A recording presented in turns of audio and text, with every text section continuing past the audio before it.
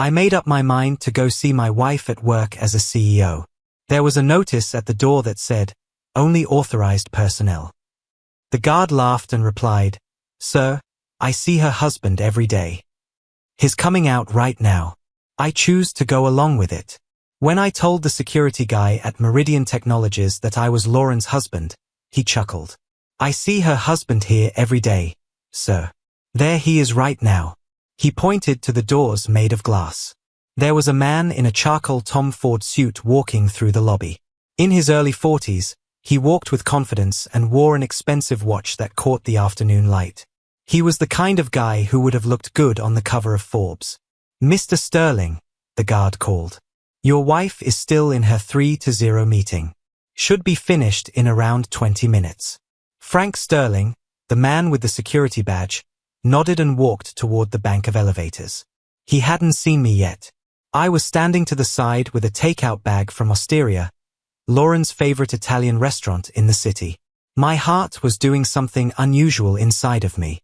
Not racing, simply stopping and beginning, like when a car engine doesn't work right. 28 years. Lauren and I had been married for 28 years, but she evidently had another husband at work. Frank pushed the button for the elevator, took out his phone, and started to scroll. Every part of me told me to approach him, to go over there and ask him what the hell he thought he was doing calling himself my wife's husband, to create a fuss, to demand answers. But something made me pause. It could have been the way the security officer said it, so nonchalant and sure, like it was common information and everyone knew it, except me. "You know what?" I told the guard, keeping my voice steady. "I believe I've gone to the incorrect building. Not Meridian Tech, but Gerald Pharmaceuticals." The guard looked like he didn't know what to do. "You mentioned you were the spouse of Mrs. Sterling." I told them I was a family friend. "My name is Gerald. I must have gotten my wires crossed." I made myself laugh. "It's been a long day." I put the bag of food on the security desk. "Could you please make sure Lauren gets this? Just say that Gerald left it. Friend of the family." The guard shrugged his shoulders. "Of course. I left before my legs gave out. Lauren and I had been married since 1996. We met when we were both 23. I just got my accounting degree. She finished her MBA at Northwestern. She was really smart. Aiming high. She was the kind of woman who made plans for 5 years at a time and then kept them. I was the one who stayed calm. The one that works. The man who took care of our money, ran our house, paid the bills, and put money into our retirement accounts. Lauren always stated that I was her rock and that she could take risks at work because she knew I would keep things calm at home. She rose quickly. She became a director at 30, a vice president at 35, and the CEO of Meridian Technologies, a tech business that makes AI-driven logistics software, at 43. In 8 years, she had turned it from a failing company into a $200 million business. I was proud of her. So very proud. I had supported her through every late night, every business trip, and every weekend she spent going over the numbers instead of going out to dinner with me. That's what you do when you care about someone. You help them reach their goals. We didn't have any kids. Lauren had never wanted them. They said they would ruin her career path. At first, I was sad, but I had to accept it. Her job was like a child to her. I got that. Or at least I thought I did. Now I was in my car in the Meridian Technologies parking lot, holding the steering wheel and trying to make sense of what I'd just seen. Frank Sterling, Lauren's operations manager. I had only met him once, at a workplace holiday party 2 years ago. Big dude. Charming. Lauren's VP every day. Not a boyfriend. Not a good partner. Husband. I didn't go home right away. I couldn't stand being alone in the house. The one I had cleaned all day. The one I had made Lauren's favorite dinner is lasagna. The one where I was going to surprise her with tickets to see Hamilton next month for our anniversary. Instead, I drove 3 blocks to a coffee shop and sat in a booth in the corner with a black coffee that I didn't drink. At 6:47 p.m, my phone rang. "Lauren. Working late again. Don't stay up. I love you." I looked at that message for a long time. I love you. Did she? Did she really love me? Or was I just... What? What is the backup plan? The safety net? The man who paid half the mortgage while she lived 2 lives? I typed and erased a dozen answers before I chose. Fine. The fridge has lasagna in it. There were 3 dots. Gone. Came back. You're the greatest. Talk to you later tonight. I put my phone down on the table and attempted to calm down. At 11:23 p.m, Lauren got home. I was in the living room acting like I was reading a book. In fact, I had been looking at the same page for 3 hours. She said, "Hey," and put her luggage down at the door. She looked worn out. Hair is a little musty. The lipstick wore off. "How was your day?" I asked. My voice sounded normal. That astonished me. Tiring. Meetings all afternoon in a row. 4 o'clock board meeting. Frank and I then had to look at the Q3 estimates. She went to the kitchen. "Did you say there is lasagna?" "Yes. In the fridge." I heard her moving about in the kitchen. The microwave is buzzing. The door of the fridge opening and closing. The noises of my wife being in our home that I'm used to. Our house. Was it still our home? Or was that a lie too? She came back with a plate of reheated lasagna and sat down in the recliner across from me. "This is just right. I am quite hungry. I actually came by your office today," I added in a casual way. "I brought you lunch from Osteria." She stopped for a second in the middle of a bite. A small pause that most people wouldn't notice. But I had been married to her for 20 years. "You did?" I didn't get anything. I handed it to Frank Sterling. Thought he could pass it on. She took another bite. Bitten. Swallowed. He didn't say anything about it. It might have been lost in the shuffle. "You know it's a busy day." She was not telling the truth. Perfectly. Not a single fracture in her calm. "How is Frank?" I asked. "Is he a kind guy?" "He's awesome. The best VP I've ever had. You know, he really gets the vision. We agree on almost everything. In sync. That's great. It's important to have a good working connection." "Yes, for sure." She smiled at me. The same smile that made me fall in love with her 28 years ago. "Thanks for trying to bring me food, though. That was nice. At any time." We stayed there for a time. She is eating lasagna. Me acting like I'm reading. Like a regular couple on a Tuesday night. But nothing was normal anymore. I waited till she fell asleep. Lauren always slept soundly. She had been running on coffee and adrenaline for years.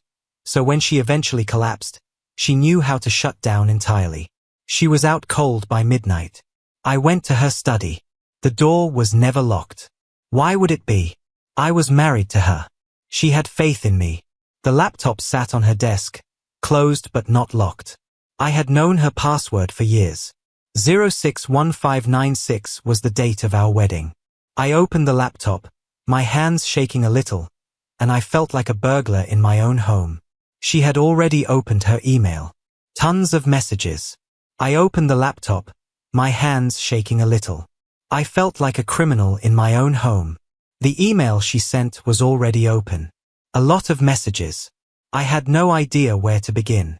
I began with her calendar. At first glance, the appointments looked normal. Conferences, board calls, and meetings. But then I started to see patterns. Dinner with F. At Illinois Posto, 7 p.m. That was 2 weeks ago. Illinois Posto was a lovely Italian restaurant in the West Loop. Tables with candles on them. Piano music played live. Not a good spot to take your VP for a business meal. Retreat on the weekend. The Grand Geneva Resort was supposed to happen last month. I looked through the resort's website. The suites cost $450 a night. Lauren had told me that it was a conference for women executives. I looked at her credit card bills. Found the Grand Geneva charge. 2 rooms. Both are on the business card. No, hold on. 1 room. The other charge was dropped. 1 room. 2 persons. My stomach sank. I continued going. Found more meals. More travels. A pattern that has been going on for about 3 years. But it was all in code. Everything can be denied. Dinner parties for work. Company getaways. Exercises for establishing teams. except for the fact that Frank's name was on all of them. I put the laptop down and went to bed. I stood at the doorway and watched Lauren sleep. She looked calm. Not guilty. I had entire faith in her. I never questioned or suspected her, although she had been lying to me for 3 years. I called in ill to work the next day. For the first time in 6 years. I worked as a senior accountant for Monroe & Associates, a medium-sized company in the Loop. Good job, steady, and dull. A job that covers the bills but isn't really exciting to talk about at dinner parties. Lauren made 3 times as much money as I did. I never felt bad about that. I felt her success was our success. Lauren kissed my forehead and told me to feel better before she left for work. That's when I really started digging. I looked through every drawer in her study, every file cabinet, every box in her closet, and even the back of her jewelry drawer, where she kept a bunch of costume necklaces she never wore. I got a key. Just a key. Silver. Key for a normal apartment. No tag. But there was a keychain tag with an address on it. Unit 214 of Harborview Apartments. In River North, Harborview was a high-end residential development. I have drove past it many times. A building with 30 floors. Windows that go from floor to ceiling. A place where a studio cost $2,500 a month to rent. I took the key and drove there. There were slots in the parking garage with unit numbers on them. A black Mercedes GLE was parked in space 214. The automobile of Frank Sterling. I knew it from the parking lot at work. As I rode the elevator to the second story, my hands were shaking. Found Unit 214. The key fit. The door swung open. There was a fully equipped flat within. Not a short-term rental. A house. Floors made of wood. The apartment was full of modern furniture and fresh flowers on the coffee table. The air smelled like Lauren's Chanel No. 5 perfume, which she only wore on special occasions. There were pictures of Lauren and Frank at the beach, at a restaurant, on a hiking trail, and in every picture, Lauren wasn't wearing her wedding ring. I walked through the apartment in a daze. The kitchen had 2 sets of dishes and 2 coffee mugs on the counter, one for him and one for her. The bedroom made me sick. There was an A-size bed with expensive linens, and Lauren's clothes were hanging next to Frank's suits in the closet. Her shoes were lined up next to his, like they had been living together for years, like they were married. I noticed a folder on the dresser that said Lauren's unique calligraphy says future plans. I opened it. Real estate listings for homes in Evanston, Oak Park, and Wilmette, all in the $800,000 to $1.2 million area, with remarks in the margins. There are good schools nearby, and Frank's parents live close by. I love the kitchen, and there are vacation brochures for Santorini, Tokyo, New Zealand, and other ideal honeymoon spots. Under all of that, there are legal documents and divorce consultation summaries that are 18 months old. Lauren had talked to 3 different divorce lawyers to find the best offer. The notes were cold, clinical, and strategic. They framed the differences as irreconcilable and cited Gerald's lack of desire and emotional distance as examples of how he failed to support my career progress. She had been making a case against me. There were a lot of examples. Times I was reported to have hurt her by asking her to miss work events. Times I was emotionally unavailable because I didn't want to talk about business politics at dinner. Times when I showed a lack of ambition by being happy with my accounting job. Every typical point of conflict in a marriage was turned into proof that I wasn't good enough. The most recent note was written 3 weeks ago. Timeline: you must apply for divorce by January 2025. Done by June. F and I will get married by Christmas 2025. She had everything planned out. Every little thing. My successor was already living with her part of the time. They had already chosen their future home. I was only in her way. I took pictures of everything. Each page. Every piece of paper. All the pictures. After that, I sat on their couch. Their couch. In their home. In their private life, I struggled to come to terms with the fact that my 28-year marriage had been a lie for at least 3 years. I got back in my car and drove away. Drove without a destination. At 3:47 in the afternoon, my phone rang. Lauren. I sent it to voicemail. She called again at 4:15 p.m., then again at 4:32 p.m., and then she texted, "Where are you? Do you feel better?" I didn't answer. I parked about 6 p.m. and finally listened to her voicemails. "Hi there. Just checking in. I hope you're feeling better. Please call me when you get this. Gerald. I'm starting to worry. You're not responding. Are you okay? No joke. Where are you? I'm going to call hospitals now. Please call me back." The worry in her voice seemed so sincere. She was good. Very good. I called her again. "Oh, thank God." She answered right away. "Where have you been? I was really worried. I just drove around. Needed nice. Very good." I called her again. "Thank God," she answered right away. "Where have you been? I was really worried. Just drove around. Needed to get my mind clear. I'm okay. You made me afraid. Are you coming back home? Home? What a funny thing. Yes, I'll be there soon. Okay. I'm going home early. On the way, I'll get some Thai food. Your fave. The one I like most." She still knew what my favorite cuisine was. Still acted like they cared about the little things. "Sounds excellent." She said, "I love you." "Yes," I said. "You too." I hung up before she could hear that my voice was cracking. We had Thai food at the dining room table that night. Lauren informed me about her day. There was a problem with a client, a board member who was hard to deal with, and the normal corporate turmoil. I nodded in the right places, said the right things, and acted like a loving spouse, even though I knew she was going to divorce me in a few months and marry Frank Sterling. She said we should watch a movie after dinner. We sat down on the couch with her head on my shoulder, exactly like we had done 1,000 times before. But suddenly I could smell her costly perfume. And I knew she had been at that apartment today, living her other life with her other husband. During a calm part of the movie, she said, "Gerald." "Yes? Are we all right? You appear far away." Far away. That word came from her notes. Part of her argument against me. "I'm okay. Still not feeling great." "Okay." She held my hand.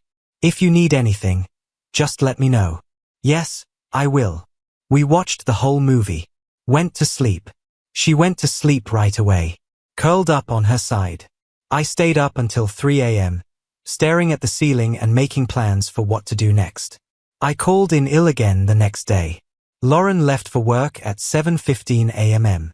She kissed my forehead and told me to get some rest. As soon as she left, I hurried back to her study. I had worked as an accountant for 22 years. I knew how to find problems with money, and now that I knew what to look for, the pattern was clear. Our combined checking account always included deposits from both of our paychecks. Mine is $6,200 a month after taxes. Lauren's is about $11,000 a month after taxes. But our bills, like our mortgage, energy, groceries, insurance, and everything else, came to roughly $8,500 a month. We should have been putting away roughly $8,700 every month. That should be more than $300,000 in savings over 3 years. There was $47,000 in our savings account. Where did the $250,000 go? I got Lauren's own credit card. The one she said was for company costs that she would get back. $3,200 a month for 3 years at Harborview Apartments, or $115,200. $24,000 worth of furniture from West Elm, Pottery Barn, and Crate and Barrel. Travel, $31,000 to a number of high-end places. Dining out, with hundreds of charges at high-end restaurants. She had been using our shared money, my money, to pay for her whole secret life. She had been playing house with Frank Sterling in a $3,200 a month apartment with money I had made while I was eating leftovers and drove a 10-year-old Honda Civic. I wrote down everything, including 3 years' worth of bank statements, credit card information, and transactions between investment accounts. After that, I began to look at the corporate files of Meridian Technologies. This is where my accounting skills truly helped me. I knew how to read financial statements, how to find problems, and how to discover the story behind the numbers. The tale was really bad. Lauren had been covertly rebuilding the company without the board's permission to make Frank Sterling her successor. She had given him control over important accounts, increased resources to his department, and set him up for a promotion to COO, a job that didn't exist yet. She was making him a gilded ladder to the top while also making herself look like a kingmaker. But she had done it by using corporate resources without permission and making financial decisions that were better for her personal connection than for the shareholders. That was bad behavior by the company, maybe even fraud. I took pictures of everything, put them in files, and made a chronology. After that, I called Richard Morrison. Richard Morrison was the head of Meridian Technologies board of directors. I had seen him twice at work occasions. Former hedge fund manager, in his late 60s, and very smart. When he answered, I said, "Gerald Hartman, the husband of Lauren. We met 2 years ago at the holiday party." "Of course. How are you? Is Lauren okay?" "She's okay. I'm really phoning to talk about some things that worry me about the company." "A break? What kinds of worries?" "The kind that entail restructuring a firm without permission and using company resources for personal gain." "Are you free to meet today?" "Another break. Lauren. This time, it will be longer. In 2 hours, I can be at your office. I do my job from home. I'll send you an SMS with the address." Richard Morrison got there at 2 p.m. He was tall, thin, and had silver hair. He was wearing a suit that probably cost more than my automobile. I gave him a cup of coffee. He said yes. We were in my living room, the place where Lauren and I had watched movies, celebrated anniversaries, and established a life together. The room that was only a prop in her double existence. Richard said, "Show me what you've got." I took out my laptop and showed him everything. The flat, the pictures, the divorce papers, and the restructuring of the business. With each new piece of information, his face got darker. He said, "Jesus Christ," when I showed him the money problems. "Has she been changing the budgets for capital expenditures? It looks like they didn't get board approval. And specifically to help Frank Sterling's department. What made her do that?" I got the pictures from the apartment. Richard's jaw got tight. "Are they having an affair?" "More than that. They live together some of the time. She wants to leave me and marry him. And she's been getting him ready to run the business. That is a huge conflict of interest. She has a duty to the board and the shareholders." He came to a stop, put his hand through his hair. "Do you have copies of all of this?" "This folder has everything in it." I gave him a USB drive. All of it. Bank records, business filings, images, and a timeline. "I need to set up an emergency board meeting." "I thought so." He got up. "I'm sorry, Gerald, for what she did to you personally. But also, thanks. If this had gone on for much longer, the corporation may have been in big trouble." I told them I wasn't doing it for revenge, but that was only partly true. I'm doing it because it's the truth, and I'm done pretending I don't see what's right in front of me. Richard shook my hand. "I'll get in touch." At 6:15 p.m., Lauren came home. I was making dinner, chicken stir-fry, something easy, when she came in earlier than usual. I could tell Richard had already called the emergency board meeting just by looking at her expression. "You son of a bitch," she said. Her voice was trembling. "You called Richard Morrison? My husband is trying to ruin my career?" I kept mixing the vegetables. Did not turn around. I told the board several things that I thought they should know. "That's it.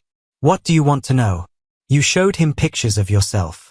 You looked at my private files. Your private things in our shared flat.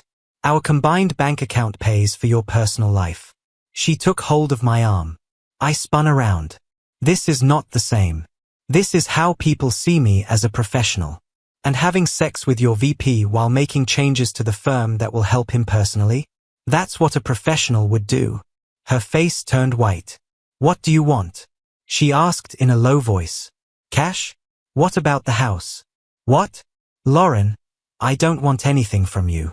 You started this 3 years ago. I'm just not going to be the fool while you carry out your scheme." "What do you mean by plan?" I took out my phone. I showed her the pictures I had taken in the apartment. Every picture shows her face. The folder labeled Future Plans had this plan. You would divorce me by January, marry Frank by Christmas, and live happily ever after in your Evanston dream home. She sat down heavily on a kitchen chair and said, "How did you find the key to your other life, Gerald? I supported every decision you made, every late night, every business trip, and every sacrifice because I loved you. I thought we were working on something together. We were. No. You were making a plan to get out. And I was paying for it." She began to cry. This time, real tears. Not the kind that plays with people. "I'm sorry. I didn't mean for things to turn out this way. What did you want to happen? Were you going to inform me before or after you filed for divorce?" She didn't say anything. That's what I thought too. I switched off the heat. Took my keys. "Where are you headed?" she asked. "Place to stay. By Monday, I'll have the divorce paperwork ready." Lauren, there's nothing else to say. You made your choice a long time ago. I'm just getting up to speed. On that Monday, I filed for divorce. They hired Jennifer Kowalski, a family law lawyer with 23 years of experience. She whistled after looking at my proof. This is one of the clearest examples of bad behavior in a marriage I've ever seen. The hidden apartment. The lie about money. The written record of her plans to leave you. This divorce is going to go very well for you. I don't care about doing well. I just want to leave. You should care. She used money from her marriage to pay for an affair. That's cheating on your finances. That is very important to Illinois law. That same afternoon, the board meeting took place. Richard called me at 5:47 p.m., but I wasn't there. Frank Sterling has been fired right away. Lauren is on probation for administrative reasons.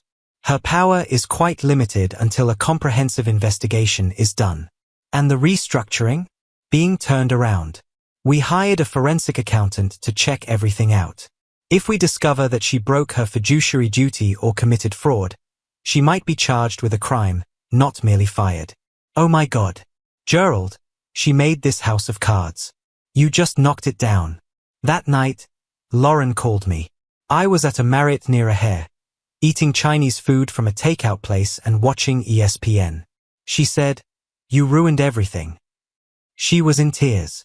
Frank was let go from his employment. The board is looking into me. My job is over. How could you do this? How could I do that? My voice was cold. You spent 3 years getting ready to replace me. You took $250,000 from our joint account to pay for your affair. You lied to your company to help your lover. And you're wondering how I could do this? I was going to tell you. When? After you asked for a divorce? After you married Frank like you said you would by Christmas? Nothing. Did you know that? I know everything, Lauren. Everything. The apartment, the lawyers, the timeline, and the listings for real estate. Please. Her voice cracked. We can make this better. I'm going to break up with Frank. We can get counseling. I'll do anything you ask. You already got Frank fired. And now you want to leave him too? At least be honest about who you betray. That's not right. Is that fair? I laughed. Even I thought it sounded bitter. You want to talk about being fair? You lied to him for 28 years. You built my trust so you could betray me in the best way possible. You wrote down every little fight as proof that I was wrong. While I was cooking dinner, doing laundry, and helping you with your profession, you made a legal case. I loved you. No, you loved what I gave you. Stability, financial security, and a solid base on which to build your empire. You started scheming to trade me in as soon as you discovered someone who was a better fit for your life. It wasn't like that. It was just like that. And you know what the worst part is? You were going to give me up. It wasn't like that. It was just like that. And you know what the worst part is? You were going to make me the bad guy. All those notes about how I don't want to do anything. The remoteness I feel emotionally. I didn't help you with your career. You were planning to end our marriage and blame me for it. She was crying now. Gerald, please. 28 years. That must signify something. It did. In the past tense. You did a great job when you received the key to apartment 214. I hung up the phone. She called back 6 times. I put a block on her number. It took 4 months for the divorce to happen. At first, Lauren fought it, but Jennifer was right. There was a lot of proof. I received the home. She gets to keep her automobile and her bad name. The board's investigation found that Lauren had broken her fiduciary obligation by changing the company's structure to help her personal connection. In March 2025, she had to quit. No golden parachute, no big severance, just gone. Frank Sterling sued Lauren and Meridian Tech for firing him without cause. It was thrown out. It turns out that having an affair with your boss and getting benefits from illegal corporate restructuring is a reason to be fired. I heard that they broke up 3 months after everything fell apart. Frank said that Lauren ruined his career. Lauren said that Frank wasn't worth the sacrifice. Neither of them was responsible for the choices they made. In June, I sold the house. Too many things to remember. There are too many ghosts. I bought a condo in Lakeview. Less big. Easier. Mine. We started going out again in August. Not a big deal. Just checking things out. Getting back to trusting. It's taking a long time. Dr. Sarah Chen, a clinical psychologist with 18 years of expertise, believes that's typical. That betrayal pain will take time to heal, so I shouldn't rush it. I'm not in a hurry anymore. One choice, one truth, and one day at a time. About 8 months after the divorce was official, I saw Lauren once. She was at Whole Foods looking at vegetables that were grown without chemicals. She had lost weight, looked fatigued, and we glanced at each other. She stopped, and I nodded and kept going. She didn't come with me. I thought about whether or not I should feel sorry for her. She had lost her job, her love, and her good name. But then I thought of apartment 214. The folder with plans for the future. The cold, planned notes about how to make a case against me. I didn't feel sorry anymore. I felt free. Frank Sterling sent me a LinkedIn message 2 years after everything blew up. I realize you don't have to talk to me, but I wanted to say I'm sorry about everything. I knew she was already married. I knew what we were doing was wrong. I convinced myself that the marriage was finished and that we were in love, which made everything okay. It didn't. You should have gotten more. Everyone at Meridian did too.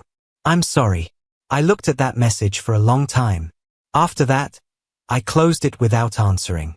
Some apologies arrive too late to make a difference. Some betrayals are not forgivable. And sometimes the greatest thing to do when someone has ruined your life is to say nothing. Some people ask me if I wish I had done things differently. If I should have talked to Lauren about it in private. Let her explain. No, the answer is no. Because she had 3 years to explain. 3 years to be honest. 3 years to choose between our marriage and her adultery. She chose Frank, the apartment, and the future she was making without me. I merely made sure that everyone else knew what she had picked. 3 years after the divorce, I'm sitting in my condo on a Saturday morning, drinking coffee and reading the news. My phone vibrates. A text from Amy, my girlfriend. I met her at a bookshop, and she knows everything about me and still selected me. Brunch at 11? I was thinking about that French place you like. I smile and send a text back. Great. See you there. I put my phone down and glance out the window at Lake Michigan. Today, the water is gray, windy and choppy. My home is quiet behind me. Little. Truthful. No hidden flats. No secret lives. No lies that were meticulously planned. Only the truth. Easy. It hurts. No cost. And guess what? That's all there is. That is more than enough. That's all there is.